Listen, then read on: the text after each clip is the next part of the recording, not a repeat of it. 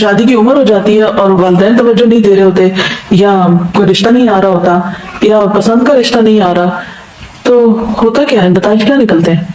نبی صلی اللہ علیہ وسلم نے اس کا حل کیا بتایا؟ جس کی شادی نہ ہو اور اس کی خواہش نفس بڑی ہوئی ہو اور وہ حرام کی طرف مائل ہونے سے بھی ڈرتا ہو، کیونکہ بعض لوگ پھر کہتے ہیں کہ ٹھیک ہے اگر شادی نہیں ہوئی تو ہم بھی انسان، ہماری بھی خواہشات، ہمیں بھی حق ہے، اور اگر حلال طریقے سے نہیں تو ٹھیک ہے ہم حرام راستے سے اپنی خواہشات پوری کر لیتے ہیں۔ تو ایسے لوگوں کو کیا حل بتایا گیا؟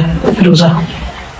تو ہر شخص اپنے بارے میں خوب جانتا ہے، کچھ چیزیں ایسی ہیں جو آپ کسی سے ذکر بھی نہیں کر سکتے کہ آپ کے اندر کیا طوفان مچا ہوا ہے، نہ آپ اپنی ماں کو بتا سکتے، نہ کسی دوست کو، نہ کسی کو بھی ذکر نہیں کر سکتے۔ ایک نیچرل چیز ہے نا، اللہ نے اندر رکھ دی ہے تو وہ سر اٹھائے گی۔ تو اس صورت میں پھر اس کا کیا حل یہ ہے کہ ہم ہر ایک سے انتقام لیتے رہے، ماں باپ کے ساتھ بدتمیزی کریں کہ وہ شادی کیوں نہیں کر رہے، یا لوگوں کو برا بھلا کہیں کہ جو آ کے رشتہ دیکھ کے چلے جاتے ہیں اور کوئی فیصلہ نہیں کرتے۔ کس کو بلیم کریں؟